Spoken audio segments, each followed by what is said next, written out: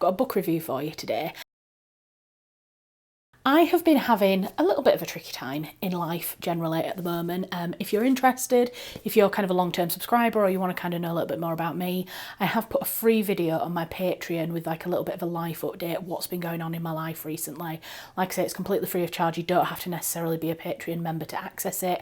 So throughout life recently, while it's been a little bit challenging, I've been doing some heavy escapism. I've been escaping into books, which is like default mode for me when life gets a bit tricky. And I've been reading a lot. This is a book that I have been hearing a lot of discourse about recently. A lot of people have been talking about it.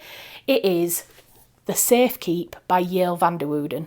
Now, this book, it does say on here that it was shortlisted for the Women's Prize for Fiction 2025.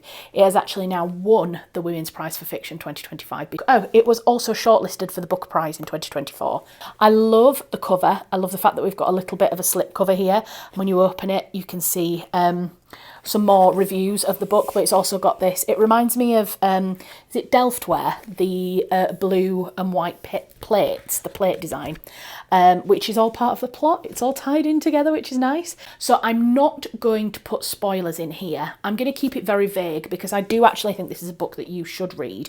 And so rather than it being an analysis where we go into the story, this is more of just like a general review. So this book has been compared to Sarah Waters. It's been compared to The Possession by A.S. Byatt, and Yael van der Wouden herself said that she was really inspired by a book called Stag Dance by Tori Peters, and she said that she wished everyone would read that because it's about friendship, obsession, and how we don't always understand desire when it comes to us. That is pretty much this book, friendship, obsession, and desire. So let me read the back for you. It says, it's 15 years after the Second World War and Isabel has built herself a solitary life of discipline and strict routine in her late mother's country home, with not a fork out of place, but all is upended when her brother Louis delivers his graceless new girlfriend Eva at Isabel's doorstep, as a guest there to stay for the season. In the sweltering heat of summer, Isabel's desperate need for control reaches boiling point. What happens between the two women leads to a revelation that threatens to unravel all she has ever known. It sounds good, doesn't it? So it's 15 years after the Second World War. So there's like, it's historical fiction, but it's like not too far in the past. Country house, tick, sold. And summer, that kind of sweltering heat of summer. Absolutely brilliant. So this review is going to be, I'm just going to put that down for a minute. Maybe I should pop it up here. Hopefully you can still see that, but you know, my hand hurts if I hold it for too long. We're going to have three sections to the review: plot and structure, setting and characters, and then I'll give you a little bit of a conclusion overall at the end. So going on to the plot, it starts off with Isabel at her mother's home. She's alone. She's kind of got these relationships with her two brothers, but other than that, she's pretty isolated. And then Eva comes into the story and she comes to stay with Isabel at her house for the whole of the summer.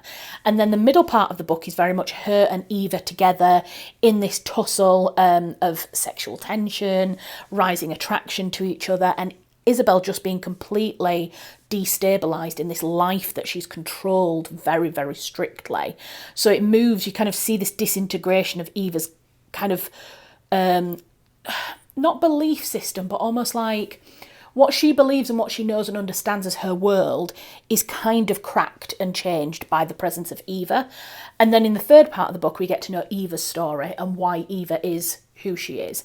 So I think in terms of that storyline, I think that's really clever because you get enough pacing and structure without it being too action-packed. It's almost a little bit lazy, like summer, and I mean that in a good way, not in a bad way. It's kind of lazy, it's got that kind of slow, almost loping along type of structure and pace to it. I thought it allowed for us to get to know Isabel's character and to slowly build into the action in the way that desire builds, in the way that you get to know somebody, is kind of how the first half of the structure was going. As we get to know Isabel more, as we get to know Eva, and we get to know what a destabilising factor Eva is in Isabel's life, you need that much in that bit of the structure, you know? We needed that kind of lead up, and then The part 3, I'm not going to really talk about part 3, but it kind of completely flips the narrative. It makes you think,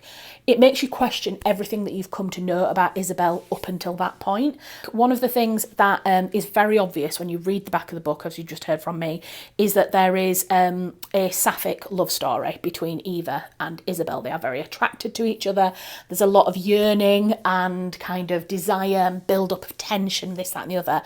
And so those tensions and desires come together in a rather graphic chapter of lovemaking. Now, I don't mind it. I think that we need that chapter there to be able to see the culmination of the desire and the want, and to get to know Isabel and how she is reacting to this intrusion of Eva and how it all kind of builds to a frenzied point. But some people have complained, saying that it's a bit too graphic, or it's a bit gratuitous, or it's there simply for shock value. I don't agree with any of that. I think that it is needed. That's the whole point of someone who has an emerging sexuality, is that everything feels new. There's a scene in Grey's Anatomy where Erica Hahn and Callie Torres have sex for the first time, and Erica Hahn talks about wearing glasses and how she didn't realise that she had a sight impairment until the first time she put on her first pair of glasses. She could see clearly for the first time in her life, and she saw all the things that she didn't understand and were confusing and didn't quite make sense. She saw them in clarity. And then she says to Kelly, she says, "You are like wearing glasses." And then she goes, "I am gay." She's like, "I am so gay." And for me, that's what kind of Isabel reminded me of, this moment, this chapter of her kind of explosion of sexuality it reminded me of that, of Isabel going, "Oh, okay, I'm gay." And I think it's quite interesting as well, because there is, in the earlier part of the book where you're getting to know Isabel as this kind of very straight-laced, very isolated, very rigid character, she meets her brother, and her brother is gay, and she's very unaccepting of him, and he's been cut off by the family and all this kind of the other. And so it's interesting then, that's why we need such an explosion at that point, because she's like, "Oh, I'm that way as well." So yeah, I thought that was very, very interesting. I thought it was a really great part of the structure, and I thought that's why we needed the chapter about the kind of sex in there, because it's the awakening that Isabel is happening. In terms of the twists, I did not guess the twist. I didn't guess the first one, although I had a couple of inklings that something wasn't quite right, and I was like, maybe, is that what we think it is? And then the second one, I was like, what? So in terms of the characterisation, I loved the character of Isabel, and I really loved that Yael van der Wouden wasn't afraid to write someone who's initially quite unlikable as a character. She doesn't shy away from that at all. We get to know quite a lot of Isabel's character from the beginning. We understand parts of her character. We understand because we see maybe parts of ourselves in her, in elements of her, but we also don't really like her either. She's prejudiced against her brother. She's quite rude when she's in public or when she's interacting with other people in her life, and she's obsessive almost to a fault. And so we kind of like her, but we kind of don't at the same time. I thought that was really brave writing to openly kind of delve into a character that has so many kind of real open flaws that you even kind of think, can these be forgiven? And I thought Eva was also equally as brilliant, but she was kind of the complete opposite of Isabel. And I thought I know that that's the whole point when you're writing books. You have characters that are very different so that they interact really well. But I thought that was very interesting, because I remember reading it and thinking, is this Yael's writing, or is it just that she feels a bit flat and one-dimensional? And there is a reason. Can't tell you, but there is a reason why she feels that way. And then when you get to the twist and you go, oh, wow, okay, that makes sense, right, okay. And you start piecing things together with Eva's story. Absolutely brilliant and very, very well written to lead you down a certain path of belief about Eva, and then have that either confirmed or not confirmed further on in the book. I think the biggest thing that I need to say about characterisation is the house. The house is absolutely one of the best characters in the book. The house is beautiful, it's summer, it's very, I mean, this gets into the setting really as well, to be honest, but it gets into very kind of Lady Chatterley's lover, Brideshead Revisited, The Remains of the Day. It feels very much like that. Yeah, the way that the house is written and the way that Yael van der Wouden describes the house, it's so visceral, you can picture it, you can see it so clearly, but also it is a character in and of itself. It betrays Isabel, it betrays Eva, it betrays Hendrik and Louis. It is this kind of place where the characters come together and their lives change, but it's also a character in and of itself with its own story. So like I say, that is kind of coming onto the setting really, in that I loved the fact that this story takes place for the majority of the book at the house itself.